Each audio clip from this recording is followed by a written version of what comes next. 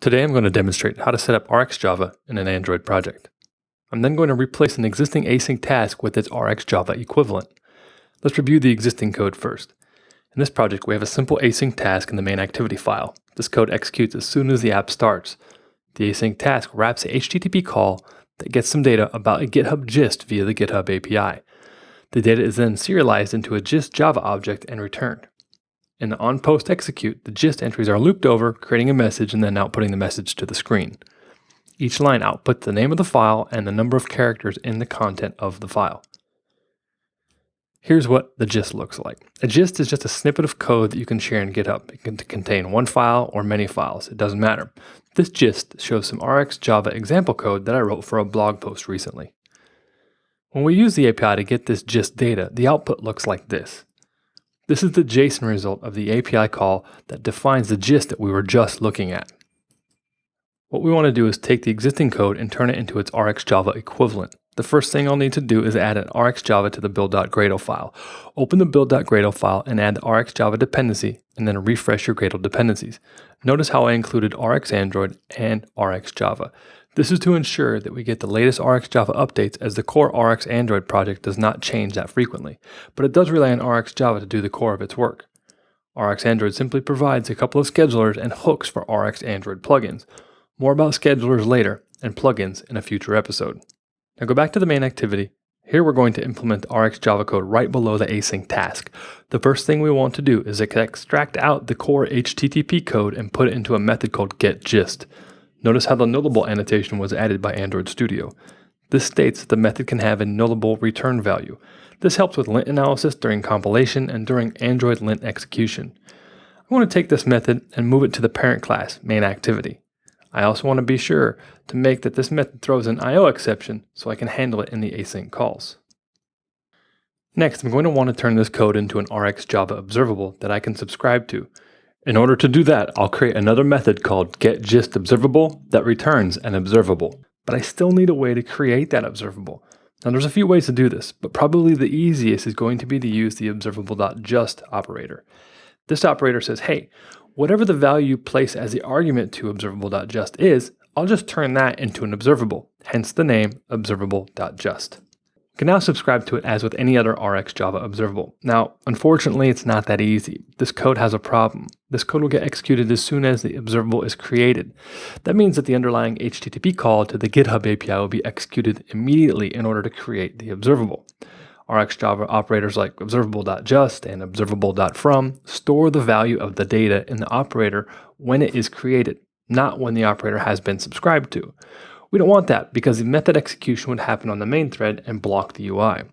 In order to ensure that this method does not get executed right away, we need to tell RxJava to defer the creation of the underlying observable until we have someone who subscribes to it. Again, there are a few ways to do this, but I prefer the easiest method, and that is to use the observable.defer operator. The observable.defer operator will take a func0 as its argument. All a func0 is an interface that describes a function with 0 parameters with 1 return value. You implement it as an anonymous class and then return the observable.just call from within it. Now the getGistObservable method will not execute anything until there is a subscriber. Notice how the observable.just shows an error in the IDE, that little red squiggly? This means that we have an issue here. The getGist method is going to throw an IO exception. We need to wrap this code in a try-catch. In the catch, we're going to return a null because we are not able to perform the HTTP query due to an exception. Now I have an observable which can be subscribed to. I'm going to implement the subscriber in the onCreate method. I'm going to call the getGistObservable method and then chain the subscribe method to it. I'm now going to implement the subscriber. You can implement various pieces of a subscriber, but I recommend implementing at least the onNext and onError. Here though, I'm going to implement the full subscriber implementation. A subscriber is something that subscribes to whatever the observable is returning. It's like saying, hey observable, let me know when you get something via the onNext method. And let me know when you error out, and that's going to be in the onError method. And let me know when you're done, and that's going to happen in the onCompleted method. In this case, the observable is an HTTP call that returns a gist object. The onCompleted method will get called only once, when the observable is done issuing items. When using observable.just, it's important to note that the item will be emitted to the onNext method, and then immediately afterwards the onCompleted method will be called. Now, back to our subscriber. The onError method of our subscriber gets called when an error occurs. The onNext method will get called when the API call is completed and the gist is returned. This is where we'll put our code to output the gist info to the screen. Cut that code from the async task above. We'll want to wrap this in an if statement because the getGist call can return a null if the call was not successful. I no longer need the async task code, so I'll remove it. We need to do one last thing. We need to add a log statement to the onError method. I highly recommend that you always implement a log statement in the onError method so that you can see if anything is going wrong in your code. If you don't, the error simply goes unnoticed and debugging can get frustrating real quick. Now I'll run the app to view the output. As you can see, nothing appeared on the screen. Let's take a look at logcat. Sure enough, we have an error, the network on main thread exception. The reason we got this error is because the HTTP call is running on the main thread. One of the many powers of RxJava is the ability to quickly change the thread that the operations occur on. By default, all RxJava operators will run on Android's main thread. I need to move this up onto a background thread somehow, and this is done with RxJava schedulers. To do this, you will need to add a scheduler to the observable call. You will need to add two scheduler calls actually, subscribe on and observe on. Subscribe on basically says, hey, RxJava, do the work on this thread. Since we're going to do I/O bound work, since we're talking to an API, we'll tell this observable to execute on the I/O thread, and that's going to be through the schedulers.io scheduler. Schedulers.io is like a background thread specifically for use for I/O bound operations. There are a few other built-in schedulers you can see, but we're going to use schedulers.io at this moment. Now the work is executing on the I/O thread, but we still need the result delivered back to Android on the main thread so we can do something with it. We need RxJava to call the onNext or onCompleted or onError methods on the main thread. You can do this by adding an observeOn operator to the observable. The scheduler you will need to use in order to receive the result on the background operation on the main thread is the Android schedulers.mainThread scheduler. This is a custom Rx Android scheduler built specifically for Android that will deliver the results of the call to the Android main thread. Now that I have this in place, I'll run the app and we can have some output. I'm going to add some breakpoints and rerun the application so I can demonstrate the flow of the Rx calls. First, you'll see that the breakpoint stops when we get to the observable call. Nothing is executed. Next, the call will go to the observable.just call. Remember, this only happened because of the defer method. Then we'll see that the call goes to the getGist method, which executes the HTTP request. After that, the onNext method of the subscriber will get called with the result. From here, I'll create a message from the gist information and output it to the screen.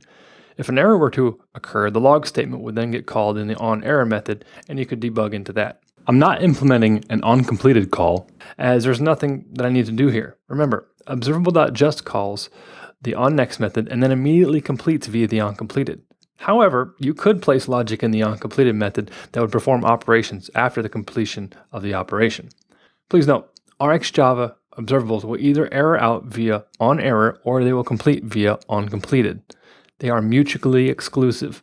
They both cannot be called. Only one will be called. If an error occurs, onError gets called. If an observable completes without error, onCompleted will get called. At this point, most beginner RxJava developers will leave their code as is and move on to the next issue, not realizing that they've exposed their app to a huge problem, a memory leak.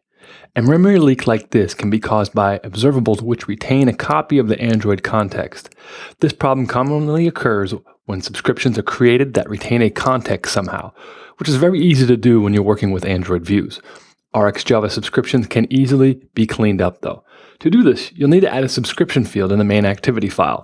Then you'll need to set that subscription field to the return value of the getGistObservable.subscribe method. When you subscribe to an observable, a subscription is returned. Now that you have a subscription, you will need to unsubscribe from it in order to release all references so that you do not cause a memory leak. This is traditionally done in the onDestroy or onDestroyView methods.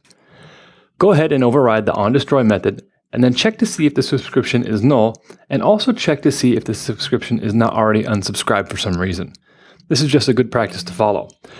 If the subscription is not null and the subscription has not already yet been unsubscribed, you will want to call the unsubscribe method on the subscription.